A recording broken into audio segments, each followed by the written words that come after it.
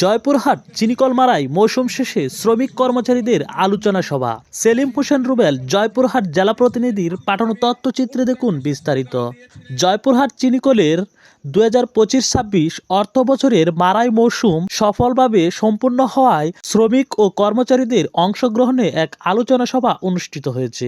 সোমবার দুপুরে চিনিকল চত্বরে জয়পুরহাট চিনিকল শ্রমিক কর্মচারী ইউনিয়নের উদ্যোগে এ আলোচনা সভার আয়োজন করা হয়। ৭২-এর সংবিধান, ৭১-এর মুক্তিযুদ্ধের ধারক বাহক মাসুদ রানা, আমরা সকলেই ধানের শীষে ভোট দিয়ে মাসুদ রানা প্রধানকে জয়যুক্ত করি। শ্রমিক ও কর্মচারী ইউনিয়নের সভাপতি আলী আক্তারের সভাপতিত্বে সভায় বক্তব্য দেন জেলা বিএনপির আহ্বায়ক গুলজার হোসেন। জয়পুরহাট ১ আসনের বিএনপি মনোনীত সংসদ সদস্য প্রার্থী মাসুদ রানা প্রধান। বিএনপি নেতার থেকে বড় পরিচয় শ্রমিকের সন্তান, জয়পুরহাট চিনির কলের সন্তান। জেলা বিএনপির যুগ্ম আহ্বায়ক এম.এ. ওহাব, শ্রমিক কর্মচারী ইউনিয়নের সাধারণ সম্পাদক জায়েদ হোসেন এবং প্রচার সম্পাদক আনিসুর রহমান সহ অন্যান্য নেতৃবৃন্দ।